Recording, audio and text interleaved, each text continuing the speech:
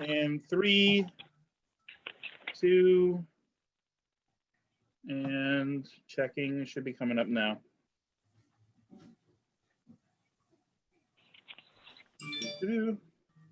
My feed is active. All right, I'm going to bring up the sharing session now. 1 second. And sharing the screen.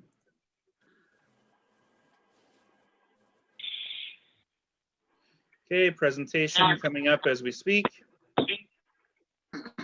You. And I'm gonna get the meeting started. 1 second here. Okay.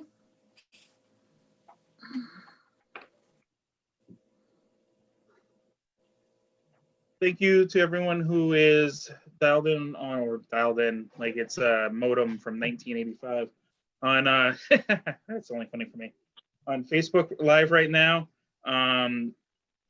Anyone who has questions, please put them into the live feed. We'll be sharing the agenda as we go through the meeting today. We will also be posting the meeting on our YouTube channel after we're done tonight. Please, if you can, subscribe to the YouTube channel. I want to get to a certain number of subscribers so that we can secure the name there as well. Our Facebook page is facebook.com/myesnc, but I'd like to keep similar branding across all the different platforms. Other than that, I am going to turn the meeting over to our council president, Kathy Brown, now, and we'll go ahead and get started. Thank you. Thank you and welcome to the East Springfield Neighborhood Council Board and Community Police Management Team meeting for September. Let us please start with the pledge to the flag.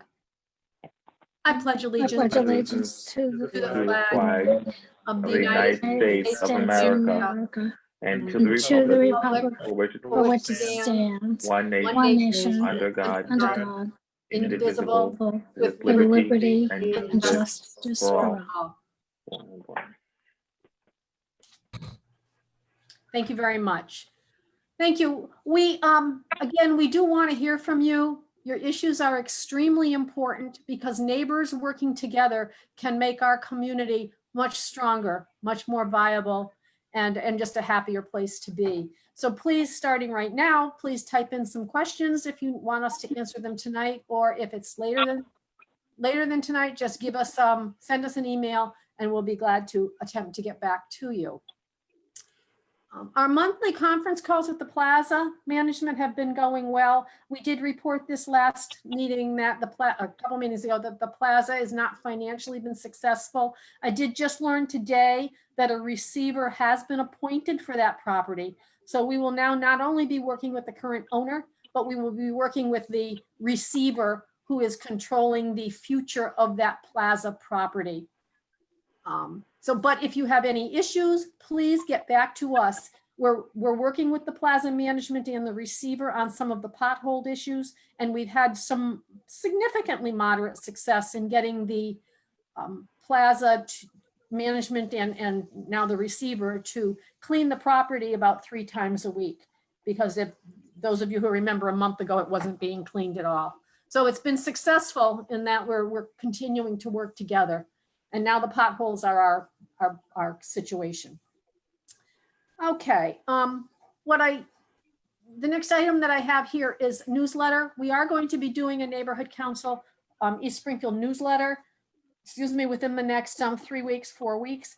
Anybody from the community who has a suggestion of something you think is important to have in that newsletter, would you please pass it along? Again, you can just email it to us and we would appreciate that. Because again, it's neighbors working together that's going to make the whole thing work. 311 services, they are still operating and are expecting that they will get calls from people whenever they see anything that's impacting quality of life or safety in their neighborhoods, or for anybody who has a question about anything that has to do with city services. So please utilize 311. And please also remember to complete your 2020 census. I hope everybody has, because it will make a difference in the amount of monies that Springfield has available in the for the next 10 years once the census gets accumulated. Okay. zoning, code issues, traffic. I'm going to zip through some of these.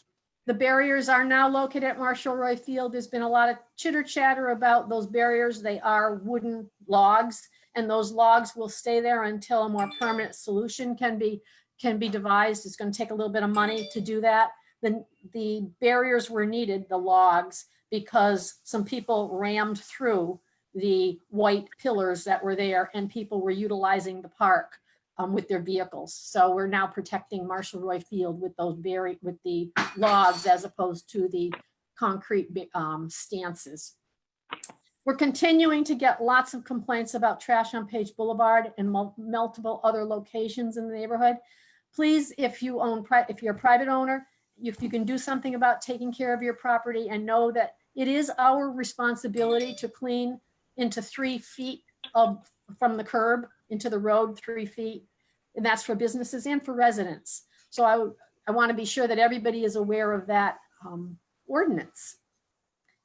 Also, we are going to be reaching out to some of the businesses, particularly those on what I call our main streets, the St. James Avenue and Page Boulevard strip, that need to kind of get themselves a little cleanup facelift. Nothing that's going to cost them a lot of money, but something that's going to maybe make the area look just a little bit better.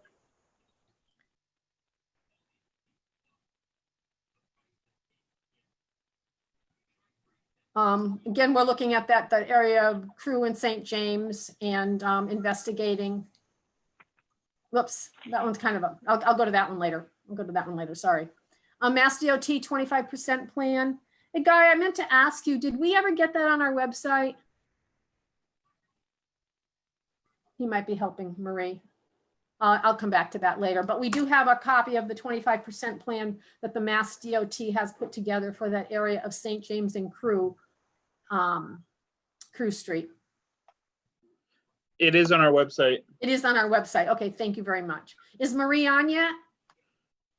I do not see her yet, and I've gotten some messages that people can't see the feed, but I'm also getting people saying hello. So I'm going to try to call Marie and a couple other people while you're going through the agenda. Okay, thank you. All right. All righty. Let's see now then. Sarge, why don't we then go on to you, if you don't mind? Sure. I'm here. You're here. Yep. Okay. I'm sorry. I was trying to somebody just flashed up a little note on the screen. So the presentation from the Springfield Police Department, Sergeant Denault is with us. Thank you very much for joining us to talk with us about some questions that people had from one of the last beat management team meetings.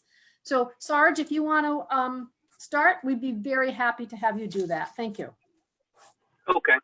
What can you just refresh my memory about the questions?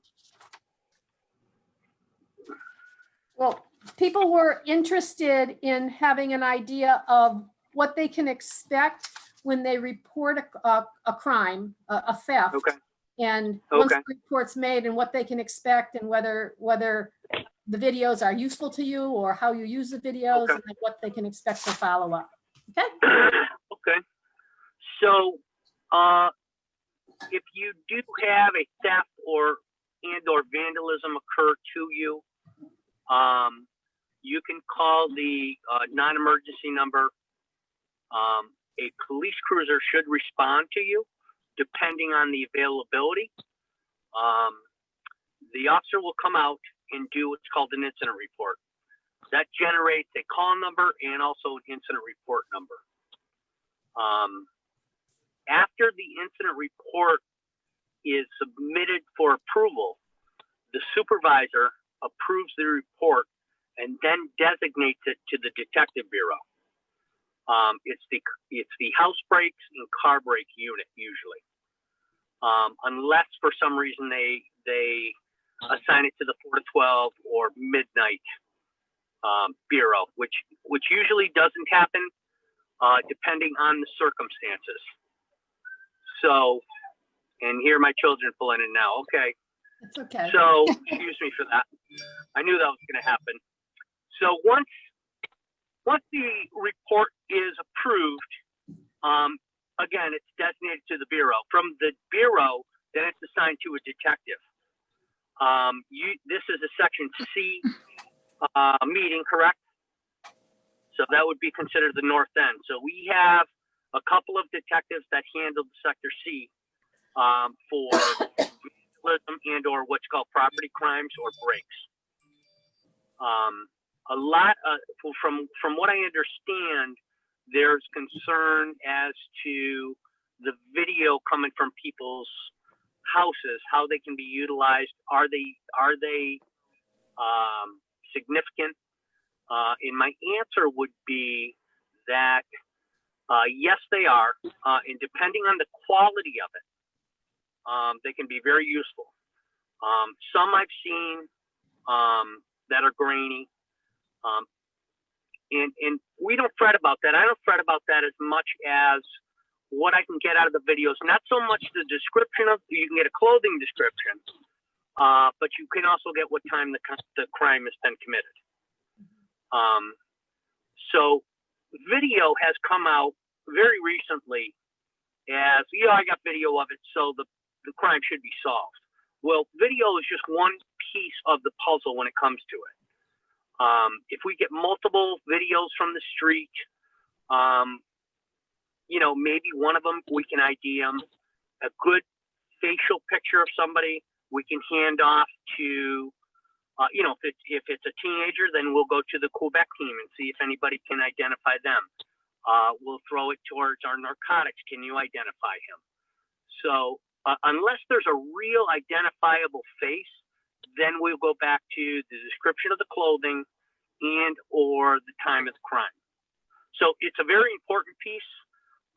So when the officer arrives, the officer should be made aware of where the video is on the house, and number two, can we access it?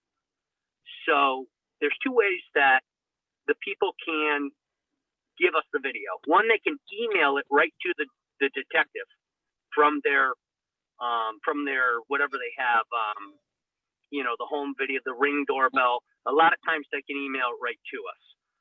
Or we have two technicians that can come out to your house.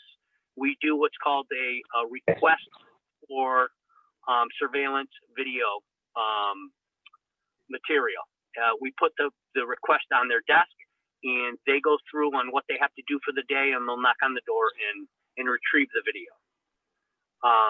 So, video has come up recently, probably within the 3 years that I've been on.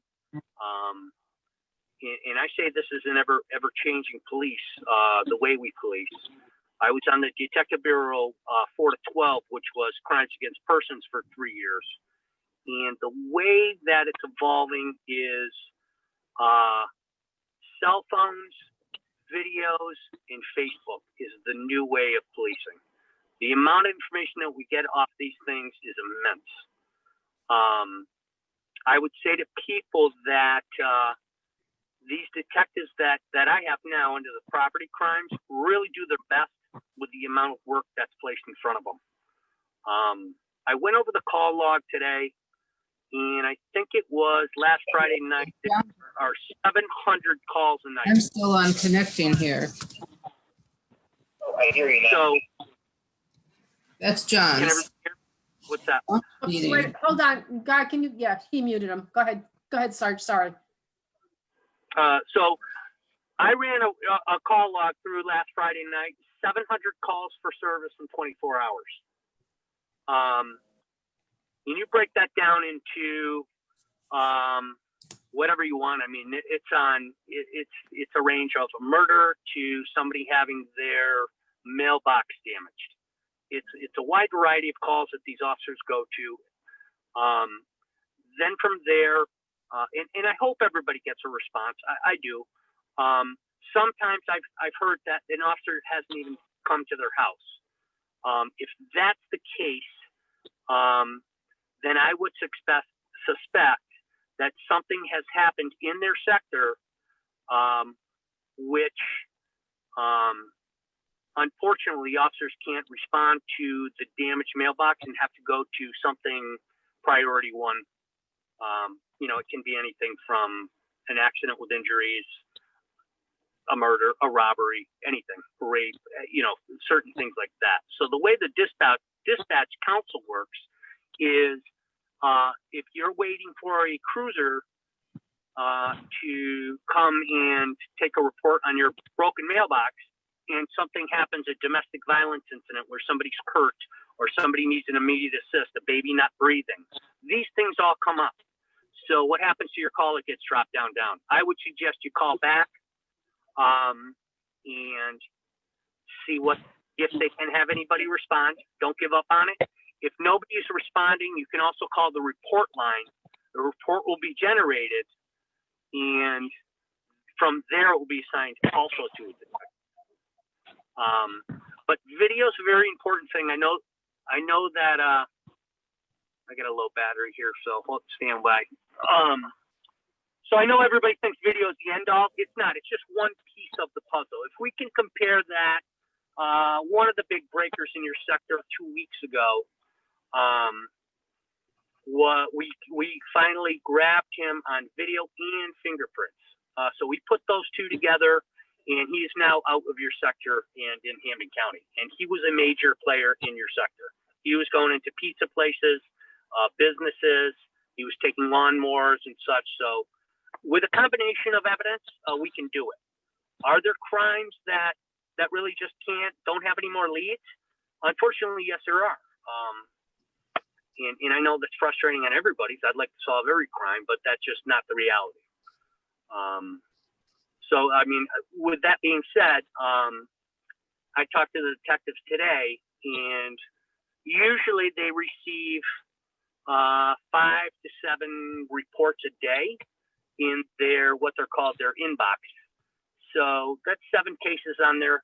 That's one day, times a week. Now all of a sudden you have 35 cases, and it takes time to clear them.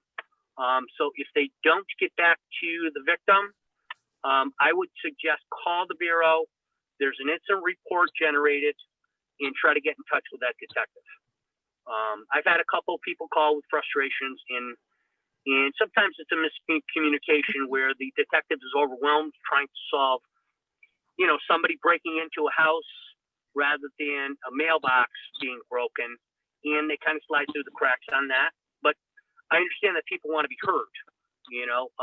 Your problem is not more unimportant than somebody else's. So that way they try to, triage the crimes, the cases the best they can. Does that make sense? Does anybody have any questions? No. I think it makes sense. We do have a few questions and comments to the thing. All right, Marie, so if you want to go over with John, and I'll talk to you guys in a bit. All right. Bye. All right. Sorry, we're getting stuff situated. Okay, for questions, sorry, going back to the feed here. So we had, what the sergeant is saying is understandable, but could there be a way to let us know that the follow-up might be later or even dropped? The most important thing that we find, and I used to find it when I was a patrolman and you get the incident report, make sure that there's a good phone number that you give the responding officer. That's my number one. I remember going out and actually when I was in the Youth Aid Bureau, the numbers were not good. And I would say the direct communication between the detective and the victim is suffice. I mean, I called people and go, look, I can't, but they need to hear that. They need to hear that rather than not be heard. I get that. A simple phone call. And if you haven't heard from him in 45 days, call in. Don't be worried about calling in and asking the status of your case. I'm sure the detective will tell you, I don't have any more leads. I'm going to suspend the case now, or I'm working on something with the videographer, and we lifted some prints and we're waiting on the lab to come back from that. So I would say the direct communication from the victim to the detective is key. All right, yeah, because the other thing that was brought up on the feed was with porch thefts and driveway thefts and delivery thefts, people have video images and such that they want to give to the officers. So the takeaway I think you were saying was keep the number for the case, and then keep following up with them if you don't feel like they're getting back to you. Is that what you were saying to that? That's what I would say, yeah. Right. Follow up with the detective if you haven't heard from them, because there's a lot of stuff going on where the detectives are not just sitting around. They're working hard on several different cases every day. Keep the number for the case, and then keep following up with them if you don't feel like they're getting back to you. Is that what you were saying to that? Yes. So the incident report, that's your key. You can also go down and get a copy of your report if you need it for insurance purposes as well. I don't know if they charge you for that or not yet still. But you can most certainly go down to the police station and get a copy of it, so you have it in front of you. And on that incident report, the third line down, it'll say reporting officer. That's the officer that came out and took the report. It'll say supervisor. That's the supervisor that approved the report. On the third line down, it'll say Detective Smith or Jones. That's who you want to look for. That's your key. That's your detective. And you can follow up with him, and hopefully you can get a hold of them. They usually have their own extensions up in the detective bureau. If you haven't heard from them, we also do a thing as we do case notes. We do case notes, which verify contact between victim and officer. So that's my suggestion. If you haven't heard from them, and make sure that there's a good phone number on the report. That's very good advice, Sarge, because you can't go past go if you can't get the person. Correct, yes. And I can't tell you how many times I've called, and what happens, and I'm not saying that it's the officer's fault, but sometimes what happens is it backfills the information if you had contact with the police in the past, and if you backfill it, it goes back to your old phone number. Mm-hmm. So I'm also on top of the responding officers, and Lieutenant Arpin will tell you this. Make sure you get a good phone number. This is their old phone number. It backdropped it into the information box. Please ask these people what their phone number.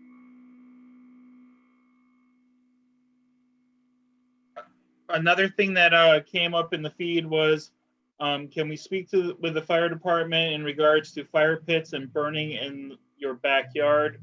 I know that there's no one from the fire department on this meeting, but is there a way to cover like what the laws are or the ordinance in regards to that, maybe from a police perspective, and we can follow up to see if we can get a comment from them after this?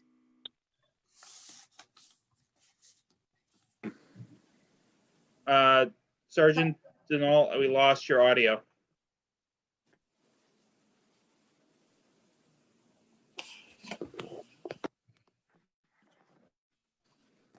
No, still nothing.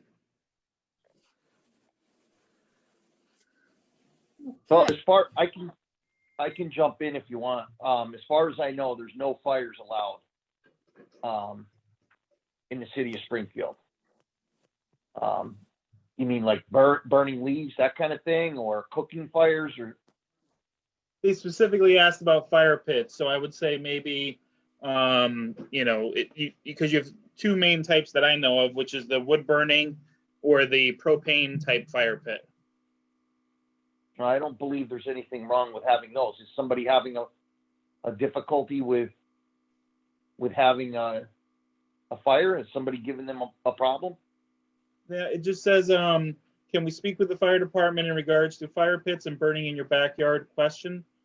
So I guess we could do is see if we could get someone from the fire department to attend the future meeting And I'll message that person back and ask if they had a specific issue that they had a question about. That's a good idea, Guy. And then I think the other thing that we can do is we can get the city ordinance as it relates to it, and we'll make sure we post that. I think we posted it 3 or 4 meetings ago. I cannot cite it verbatim at this point. But Is it in the Good Neighbor Handbook update? I do not believe it's in the Good Neighbor Handbook. But Okay. it is the city ordinance.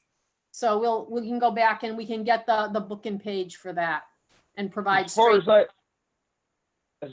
as I know, you can't have any like open fires, you know, where you're just burning out near the woods. I don't know the exact laws, but I think common sense would dictate to me that they are allowed to have proper, you're saying no? I'm not sure that's the case. I think I think it's no open fire burning in Springfield, but that's why we'll go back to the book and page unless somebody has. Right, but I'm wondering, is that a fire pit like that you buy that runs off of propane or something like that? That's not really considered open burning. Right. I guess we got to get a clarification on that. Right. Open burning to me means burning leaves or throwing a bunch of wood together with some stones around it or something. So we'll have to look into that. We'll get clarification no later than the next meeting, but sooner preferably. Yeah, well, we'll see if we can, maybe Sue Haley can contact the fire department and see if they'd like to provide a representative at the next meeting that can alleviate most questions that anybody has, Perfect. like Mr. Kennison said. Perfect. Okay. What's next, Guy? I know that John was able to join, and Marie looks like they're joined right now. Yeah. So what I can do is bring up the what John usually covers with check your speed events and such, Sure. and then we can go into the general crime report because the agenda's been covered. Yeah, and then we'll come back to those couple of other things that are on this. Go ahead, Guy. That's a good idea. Turn it over to John. Well, first, Sarge, is there anything else you wanted to say on your topic? You can't hear me, right? Sounds like we lost him somehow. You lost him. Okay, that's fine. Guy, go ahead. All right. So John, I had muted you. I'm going to try to unmute unless you muted. Unmute. So you're muted, John. All right, I should be good now. Very good. All right. Sorry about the little technical difficulties. I think Marie's computer is due for a digital upgrade. So, anyways, welcome everyone, and welcome to Driving a Safer East Springfield. As some of you may be aware, we had a check your speed scheduled for last Thursday. We had to cancel it. Had some very humid and some potentially bad weather coming, so we elected not to be out on the tree belt during that time. So that check your speed, unfortunately, we had to cancel it, but we have rescheduled the check your speed in that area of Page Boulevard. It's Page Boulevard and Bircham, right at the curve. We'll do that on Thursday, October 1st from 4:30 to 6 p.m. And I've already received confirmation from the Springfield Police Traffic Bureau that they will be able to support that time frame, weather pending, and of course, any other traffic emergency that might pull them away. But more often than not, we're fortunate and they're able to help us out. So next check your speed, Thursday, October 1st, 4:30 to 6 p.m., Page Boulevard, in the area of Bircham Street. Also, just want to remind everyone, there are things that we are trying to do to keep our streets safer in East Springfield, in addition to having mobile radar speed boards posted around the neighborhood. You've probably seen them. They've been on Page Boulevard for a period of time. They've actually been located in 2 different spots on Page Boulevard. We are getting support from the Springfield Police Department on traffic details where they're monitoring speed and writing tickets as necessary. And also there's things that we can be doing as residents in the neighborhood, and that's driving the speed limit, reminding everyone, if it's an unposted speed limit street, the speed limit's 25 miles per hour.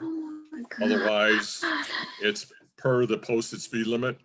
Also, we can, you can help do our part by posting a "Drive Like Your Kids Live Here" sign in your front yard. We have those available. I'm happy to get those assigned to anyone who would be happy to post them in their front yard. And I think the more that we have in the neighborhood, the more effective this campaign will be to remind people while they're in our neighborhood to slow down or check the speed they're going at or be mindful of how they're driving in the neighborhood. So I think that pretty much covers that slide, Guy. Okay. Thank you, John. You're welcome. So what we can do is we can go right over to the police beat and crime report stats. Yes, that sounds good. So I have the everybody who's here except for Sergeant Denault that was talking before, and it's up on the screen. I don't know if you can see it, John. Okay, yes, I can. That's good. So we have with us tonight Lieutenant Arpin. Am I correct there? You're correct. Good. I missed the beginning. Welcome, Lieutenant. And we also, so Lieutenant, if you would like to, I think Guy has made the copies of the reports available to us online. If you could speak to activity that we've seen in the neighborhood in the past month. Okay, well, as far as the Schedule 1 crimes, I'm happy to report there's only 3 crimes for the entire month. Did you guys say you're already aware and have read on these, the specifics of the crimes? No, We don't have the specifics. We just have the details. Like I'm sharing on the screen right now, like the major crimes, the arrest logs, the hot spots. So we just have the totals. We don't have the details. Oh, okay. So you had three B&Es. One of the B&Es was at 93 Curve Street. Guy came home. He noticed it was hot in his apartment. Went to where his air conditioner was. His air conditioner had been pushed in and on the floor, believing somebody had entered through there. Apparently, I don't know if it's somebody that knew him. It would seem like it was, because unless it was kids, somebody came in and just damaged 2 TVs and a projector for projector screen. yeah. And then they apparently they left, but they did steal a video camera that they probably figured captured their faces or something. So the detectives responded and talked to Mr. Rivera about security video to see if it had been caught anywhere. He stated that the unit that was stolen actually had an onboard memory card. Very convenient. So in other words, that means the video's not in the cloud. The video's not sent to his phone or his hard drive, it's on the unit itself. So you download it from the unit itself. So it must be a low expense one. So I guess basically they have no footage available, no eyewitnesses, and they weren't able to find anything there. So that ends up, that's actually being closed, incident closed, no more leads. So, and just before I go on to the next one, I meant to ask Sergeant Denault, but he got cut off. It's my understanding that if they have a good number, whether it's a potted plant that was taken or not, I believe they call and let you know that there's no further leads and that we're going to close. If there's a problem and people aren't getting that, I need to know about that, and I'll have to forward that to Sergeant Denault. But it sounds like to me there's a bad number problem. So I guess I got to have my responding officers focus a little more and beat it into them a little bit that, we got to get a good number, because they're like, they take the least path of resistance. And if the number's there and it's already there and it gets generated, well, people move, they change cell phones numbers for various amount of reasons. So if somebody's not getting a call back from that's the only thing I could think of, because I'm pretty sure Captain Duda is pretty much strict with making sure the people are getting responses before when cases are closed, or or they're waiting for depending on the kind of crime, whether they're waiting for DNA or latent prints or whatever, that kind of thing, So I just wanted to say that.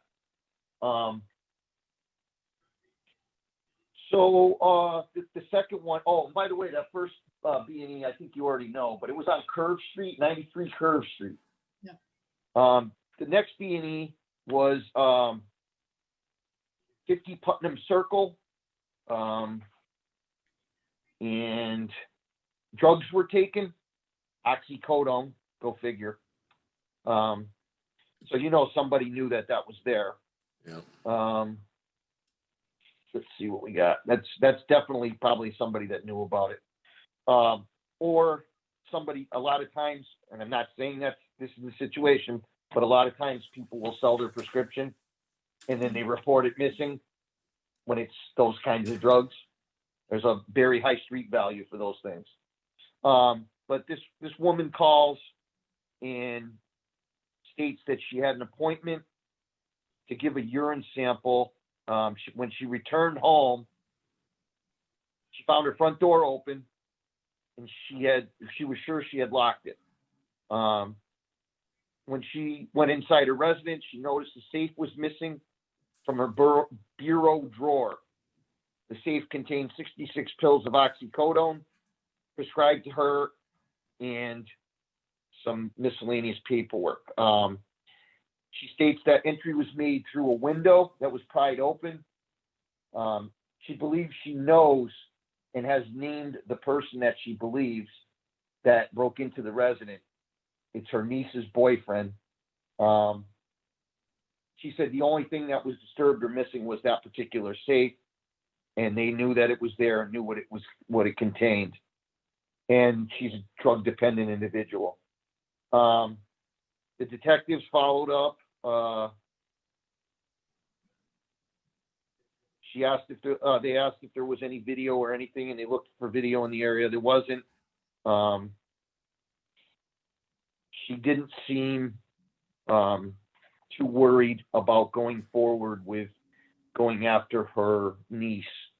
I think basically she took the report so that she could get a replacement of pills, like I told you. So whether it's legit or she's in on it, I'm not sure, but that's pretty much closed anyway. So the final one was on 33 Decker Place, and these are all closed, by the way. And basically, person called the report line regarding a break to her home. She stated when she got home, she noticed her home had been broken into through the rear window, and the house was unlocked.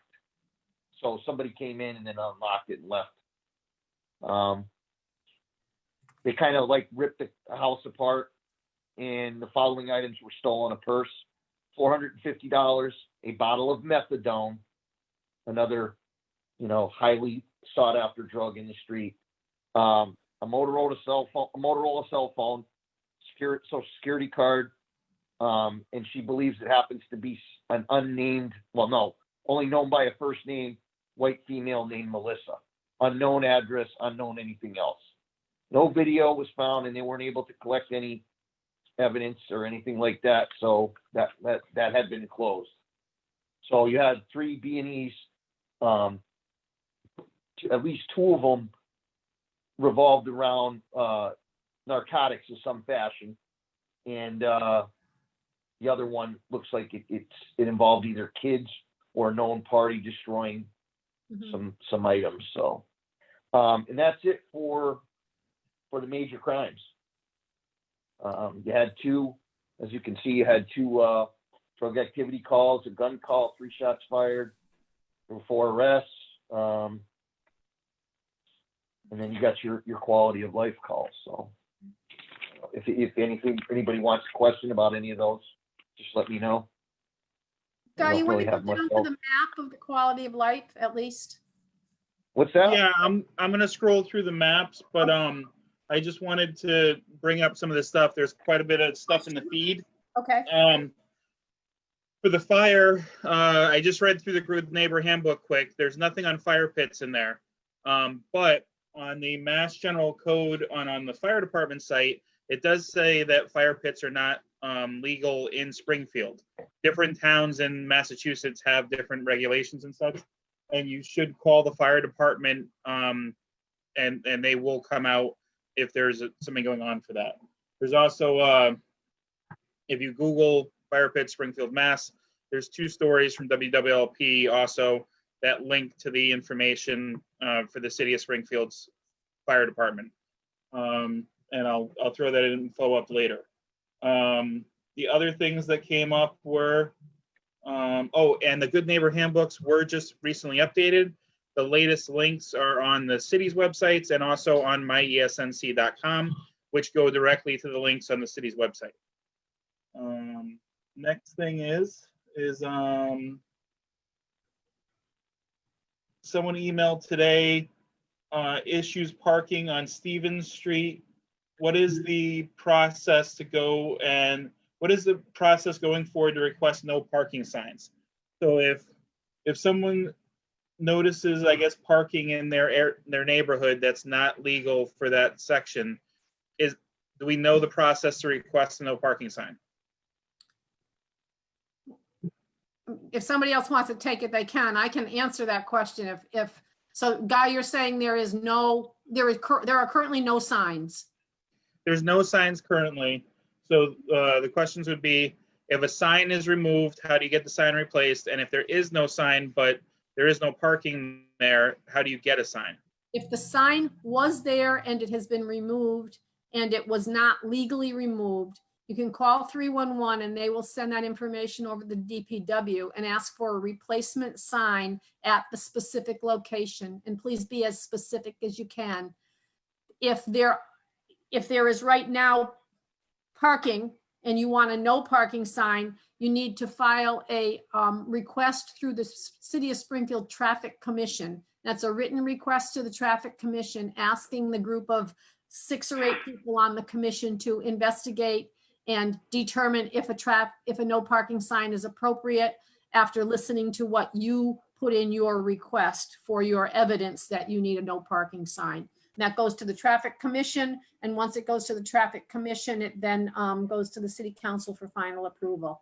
If somebody has that issue and if they'd like to reach out to us, I'd be glad to go over with them again this process so that they can prevail if it's appropriate. And actually, I was scrolling down the feed with questions and stuff, and Councilor Davila also posted that same information in the feed. Okay. So Right. You guys matched up. That's good. It's always good when we've got right information going on. Kathy, Yes. this is Sergeant Denault. The last gentleman, I couldn't get anything. I didn't hear. It was just sort of garbled. I don't know if I have to address anything. I heard my name a couple times out of it. But Did he have any questions or anything that needs to be addressed? I think Lieutenant Arpin had covered the stuff that when we couldn't hear you. Oh, sorry, Kathy. Yes, no, go ahead, Guy. I think Lieutenant Arpin did pinch hit for that, and I think we're good. Okay. He did a fine job. Lieutenant, did you Okay. want to address that again, or are you good with? No, I'll bring it up again. Denny, I think just what was clarification was, I think people were thinking that they weren't, when you guys close a case, no more leads. Now, Yes. you guys call the person and notify them that the case is closed due to no leads, correct? I would, yes. But I mean, is that something that That's everybody something does? that should be done. Yeah, I mean, you're closing Okay, a so case then- involving somebody and letting them know that there's no more leads and I can't do anything else with this. A call people should aren't- be forwarded. So I guess what I'm getting at is, so if people aren't hearing that, then more than likely it's a bad number thing? A lot of times miscommunication within the detectives to the victims is a phone number. I found that over the last 20 years. Bad phone number. Okay. So, That's a major problem. so clearly what you're So- saying, is if I don't hear from you, if I expect I am, I give the detective a call off of my incident report and I just say, do you have a good number? This is how you get me. Can you give me a status? And then Yep. maybe they'll say it's been closed, we don't have enough information, or we're still pursuing it and we're doing X, Y, and Z.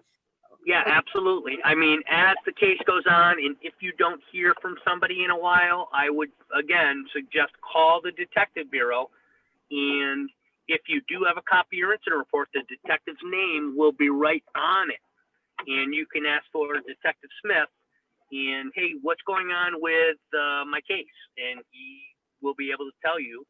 And sometimes, if that detective is not working, he'll be able to go into the case and look at his what is called case notes and say, okay, well, there's no more leads here, ma'am. According to Detective Smith's case notes, your case has been closed.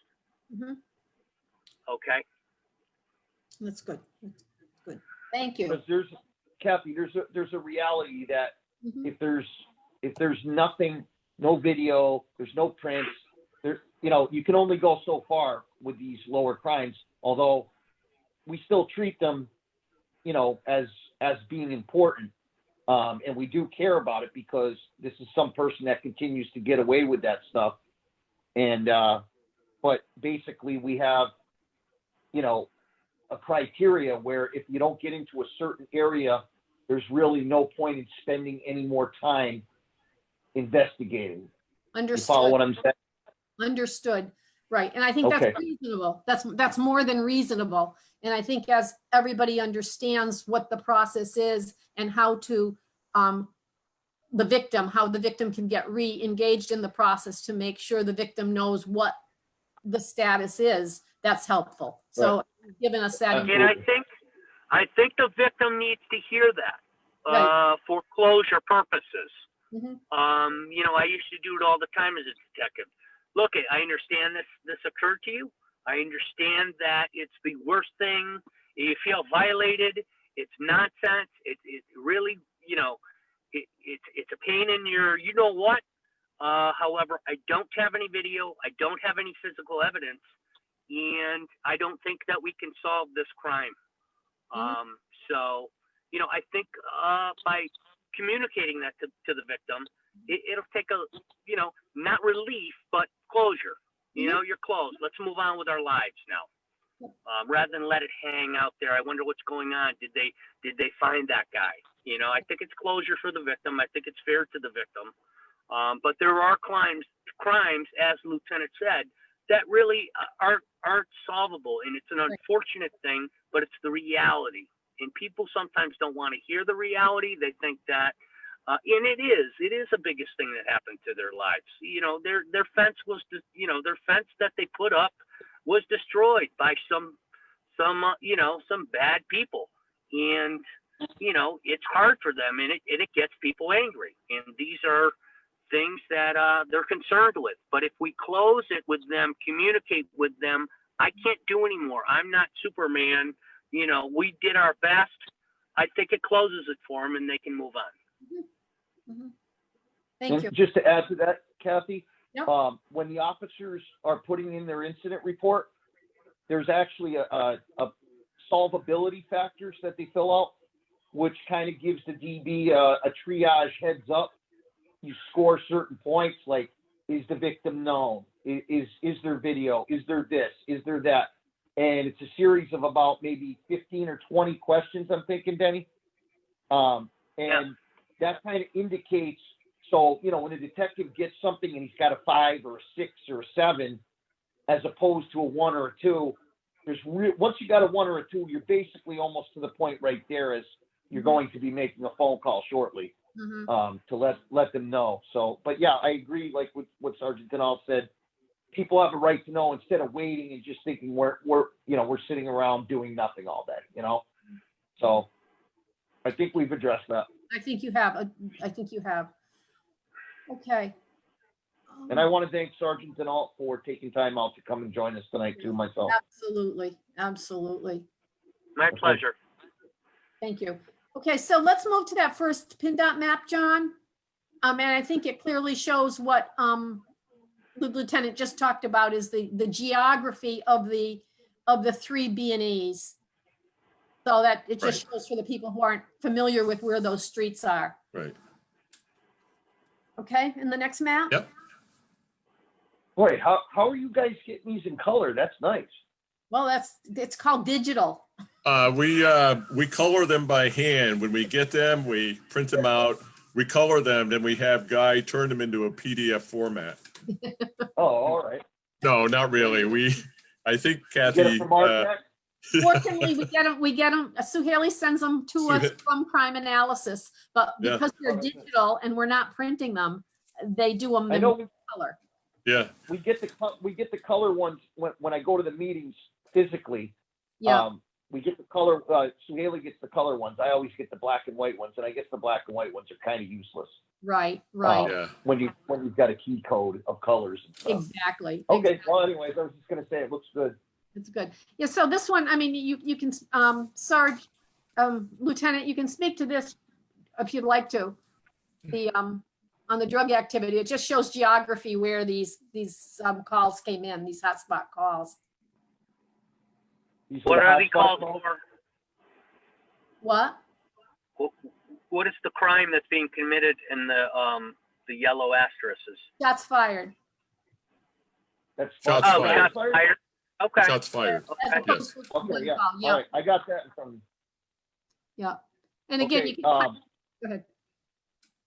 Well, I've got the results of those, in the times they happened, if you're interested in that. I mean, I don't Yep. even know, you guys may already have had access to it. We don't have But, access to the times, just these pin dots. All right, well, one of them was, 12 Baldwin Street. Yep. And that looks like it came back as unfounded. They weren't able to locate anything. One was 50 Linnell. And that came back as unfounded. Officers responded. I wish they put in there that when they call back things like, when they say unfounded, and I don't have that in front of me, but the notes will say like, neighbors say backfire, neighbors say dumpster yeah. being emptied. Yeah. I don't have that. The other one, it was the same thing, 15 Fordham Street.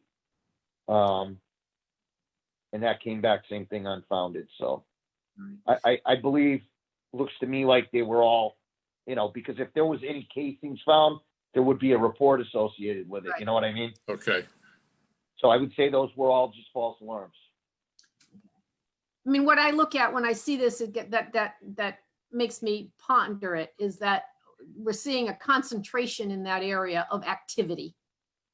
Yeah. Oh, I see If, what you're with saying. no shell casings and no damage to houses and or cars, I would take an educated guess that it's probably our friends on the dirt bikes. Okay. Fair enough. Yeah, Usually there they was- leave evidence behind. Okay. There was a gun call on 133 St. James Avenue, and I don't have the specifics in front of me, but that there was a report made on that. Okay. But that wasn't shots fired. That was, I Actual don't gun. know, somebody may have threatened somebody with a gun and then left the scene or something. Yeah. Well, actually, I think what he meant was St. James Boulevard. If you look at the map, I Yes. think it's St. James Boulevard. That'd be like right at the gas station, I think, or that area. Right at, at the end Right of where, Right where right where the, that red gun is. where the gun right, is. and that kind of looks like would be right where Speedway gas station is. Right. Right at the four Servus, the old four Servus. Yeah, right there. Looks like Yep. it'd be in that area. Okay. Okay. Anything else? Very from your good. side? There's one more slide I know that has to do with quality of life, I think. Yeah, that was the next question that came in. Somebody had asked about how they're addressing all the unnecessary noise, which is the biggest slide we have. Well, as far as I know, there's been DPRs being put out in those areas. I haven't had any feedback as to anybody finding anything. I work days, so a lot of it doesn't happen on days. But word, Suhaili has given out word to the lieutenants of the other ships that it seems to be occurring on more often. Yeah. And I've heard nothing back from them, but they've been advised to do DPRs as well. DPR, And, can you find that please for the general public, DPR? DPR is definitely, it's a designated patrol routine. It's where you focus and you roll down your window and you drive around an area that somebody like you has brought up as a problem area, so that we can maybe hear it or see it or stumble across somebody doing the things that are being complained about. We try to get them around that time frame. So, I mean, I'm only one of the lieutenants. And like I said, most of these things are happening, but these guys are being told, Lieutenant Toledo's being told about it, and Lieutenant Kwiatkowski on midnights. And I'm sure that he's doing DPRs as well. And I just haven't gotten anything about really any positive, of anybody really finding anything at this time. So, Well, what we've, the feedback we've gotten from the neighborhood and I've experienced it at my home personally is street noise has escalated this summer. In the area of St. James Avenue, St. James Boulevard, when it comes to the street noise that people are hearing. I know there's, for whatever reason, there's a propensity this summer for people to have designer exhaust systems on their cars. And they've escalated those to systems that create backfire. And they drive up and down the street and intentionally causing backfire. And then shots fired calls. Right. And then there's the legal and illegal dirt bikes. And there just seems to be a lot more of that activity this summer, and people are using the neighborhood for their entertainment. They're using the streets in front of their homes to do burnouts, to go around the block. They're riding with and without helmets. And then we have the vehicles that drive with windows down that you can hear 3-4 blocks away. So I know that's not going to be something where I could say, gee, come sit at my house at 4:15 in the afternoon and there's this guy that comes by, and this is just something that we're hoping that the police department can take notice of and maybe do a little education with folks that are driving vehicles with loud music. Or is there anything that we can do to remediate some of when a car goes by and obviously has a muffler system that's not within guidance, or what can we do to help reduce the street traffic noise, the vehicle, the motorcycle, and that kind of ambient stuff that's going on? Well, that's a good question. I mean, other than if it's something you take down the plate and it's a common, They go too fast. it's a common That's another, vehicle yes. it's a common vehicle that's doing it over and over and over again, then maybe but I mean, if you're just talking random vehicle to random vehicle, I mean, unless we're there right when it happens. Well, I understand it, but what I'm asking, Lieutenant, is can there be a focus on that? And, I know this is, I'll never know it if your officers are stopping people they're driving along and there's a car that goes by that has the windows open and the music is just ridiculous. Yeah. Would they take the time to, pull that vehicle over and speak to that vehicle about the noise, or a noisy muffler? Could the officers stop those vehicles and would they be writing a ticket? Is there something that you can do that puts them out of compliance with their inspection sticker, or just to have that ongoing activity happening? If it was just a one-time thing, I know personally that I would stop the vehicle and I would just give them a verbal reprimand. I'd probably scream at them. I'd probably scream, because that really annoys me when I'm, and they're they're pretty ballsy. I mean, if I'm Yes. sitting at a stoplight and my teeth are chattering because at a base, Yes. you know, that's pretty disrespectful and ballsy. So I would definitely, I can't speak for everybody, but I know it annoys most people, and I would tell any of my officers to tell somebody to knock that Okay, off at a good. minimum. Good. Yeah, absolutely. And if they give them any kind of attitude, then I'd write them up for anything I could find.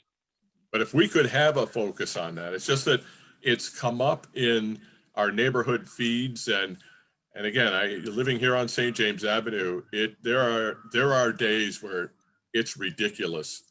And you know, you would think, well, every once in a while you get a loud vehicle, but this is just it's ongoing all day long. And thank goodness in the evenings it's quiet. You know, after 9 o'clock, 8, 9 o'clock, we have very quiet nights here. So that's kind of a reprieve. I mean, I guess another thing I could possibly do is maybe could suggest to the traffic captain, maybe having some kind of overtime that focuses on those issues solely. I don't know what his attitude towards that would be. I don't know what his budgetary constraints are. This COVID, money's tight, so unless it comes under a governor grant or something, you know, where they're specific, where it's like people using cell phones or people, you know, doing you know, different things, and there's specific grants, you have to follow specific things. But as far as like general overtime, I think it would be great to just, you know, have a 4 or 5 hour detail where, you know, they just sit around, and it's not about speeding per se. It's more about just grabbing these people with ridiculous mufflers and start writing them up and that kind of thing. Yeah. Yeah. Certainly worth an ask, Lieutenant, and that would be really appreciated. We'd appreciate it. And when we're talking, I'll definitely forward something to Captain Martin for sure. And I'm going to, there's a staff meeting tomorrow. I'm unavailable. I'm not going to, but I'm going to provide Sergeant Kalish, who's going to be representing me. I'll provide him with that information and see if he can bring it up at the staff meeting tomorrow. Very good. And just one more thing on noise. I know, Kathy, you brought my attention to, is it what?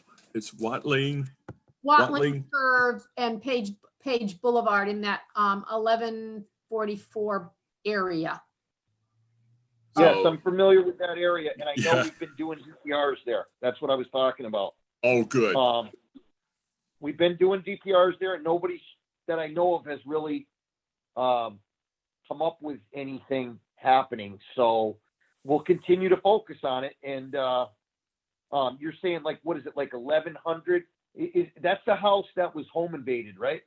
I don't know that 1144 was home invaded. I thought it was 1120, but have a better. It's kind of like right in that area. But it's in that area, correct? And it is my understanding that even just the other night, and that wouldn't be on this report, the other night, Sunday night, I believe, there was again rock and roll, and there was excessive noise was reported at 5 o'clock, and it was really offending the neighborhood for a fair amount of time. All right, what's that exact address? Because I'm going to pump that again and remind Lieutenant Kwiatkowski to have somebody, because that's usually after midnight. You're saying? No, right? it was 5 to 9. 5 to 9 at night. Weekend. 5p to 9p this weekend.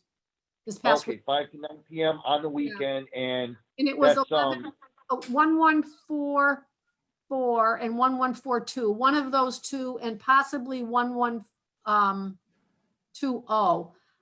I'm going by memory.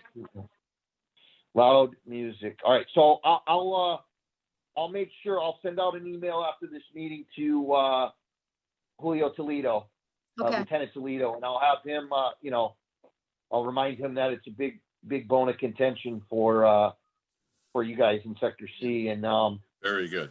I mean, honestly, I've received some phone calls that people have wanted to remain anonymous. Some elderly folk who have said that they're afraid to even call. So we're getting phone calls, so we can all understand that. So, but thank you. That would be great. Are there? But it wouldn't hurt. It wouldn't hurt for you to advise those people that they can call and just say that by identifying themselves and that they don't want to be involved because they're, you know what I mean? And then they can still get that message across. And we wouldn't like go say, hey, your neighbor, Mrs. So-and-so's call. You know what I mean? We would keep that, quiet. Okay. Good. We've been trying to send that message out, and we will continue to, absolutely, because we know you guys will keep people safe. Yep. Anything else? Anything else? Now, I would just say to that, Kathy, that by calling and not necessarily identifying themselves, but identifying the house, Correct. the address in the call, you're creating a CFS number. So if you create a paper trail enough, then maybe you can get the ordinance board, on board, the ordinance crew on board, and start issuing these people some money. Right. Because we all know when you hit them with money, things change. Right. And not only them, the landlord. Right. So even if they call and say, look, at 132 Smith Road, loud music, and if you can generate enough calls, then maybe you will raise some eyes, and the sector supervisor will take on that. Not necessarily the 911 guys, because they're busy all night long, taking 20 calls a night, but a paper trail, you can simply go into the dispatch paperwork and pull out 7 pieces of paper where complaints have been filed, present that to the commander and say, look, these people need to be fined. Right. And so by creating paper trails gives you more leeway than not calling at all. Right. You are absolutely on target. Absolutely. Okay. I think there's been some good information tonight. Guy, do you have any straggler questions there? The last two that came in were, how wide do the ridiculous mufflers pass inspection? How and I why? don't have an answer. They don't. They either don't pass inspection or they got slip-ons that they make them so that I think they can just throw them on after they get inspected. And it's not that difficult.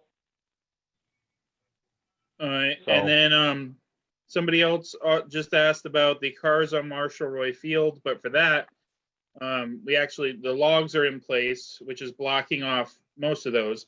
And I think the last time we had it in recent history since the logs was just the fence wasn't engaged on the other side. Was that correct, Kathy?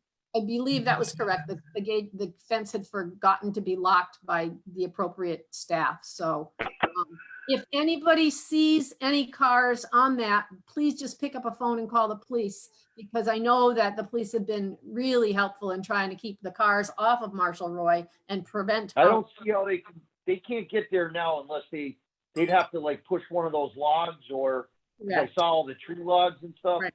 It's not going to be an easy task to do that. So, and so I think they're only going to have one point of access and one point of exit. So outside of it being some real crazy person, I don't foresee that happening anymore right now.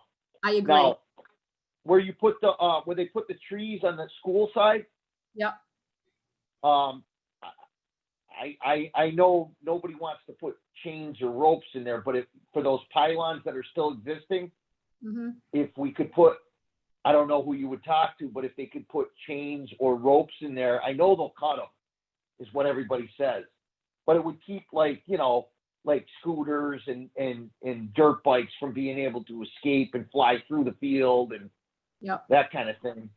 I don't know if that's feasible or not. Well, I mean, that's not really nice. Well, let's have a conversation. I'll have a conversation tomorrow with the park department and see what, if they can do something else to help us do that.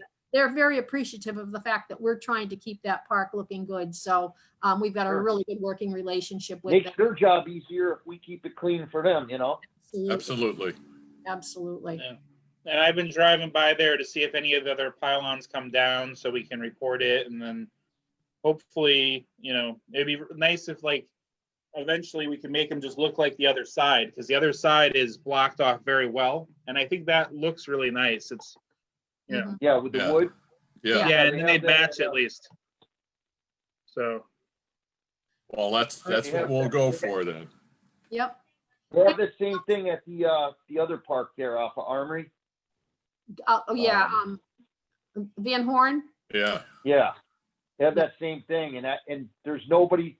there's nobody going to fly in there and get into the field on a motorcycle. You know, it's good like that. That's You know, right. and not a motorcycle, but like a dirt bike and those are the guys that were worried about tearing up the, you know, the grass or Right. the bases and the baselines and things like that. Well, we Good deal. appreciate the help in not, having the park destroyed. So, Yes. the police have been extremely supportive, and I think we've seen some remarkable action from the last time we talked about this. We've got the logs up, and I think we've done some major protecting of that park. So, anything Yeah, else? I think you guys did a great job. That's everything we have right now, just the info for the next meeting. Okay, well, I think we've covered everything. If someone feels we haven't, please send us an email and we'll be glad to try to address it. And we will see you at our next meeting. Our next virtual board meeting is October 6th at 6:30, same time, same place, myesnconline.com. Have a good night. Thank you very much. You're welcome. Good Thank night. you. Lieutenant, Have a- Sergeant, Thank you. Officer Vasquez, thank you very, very much. We really, really appreciate your participation in Yeah, any. that was very good.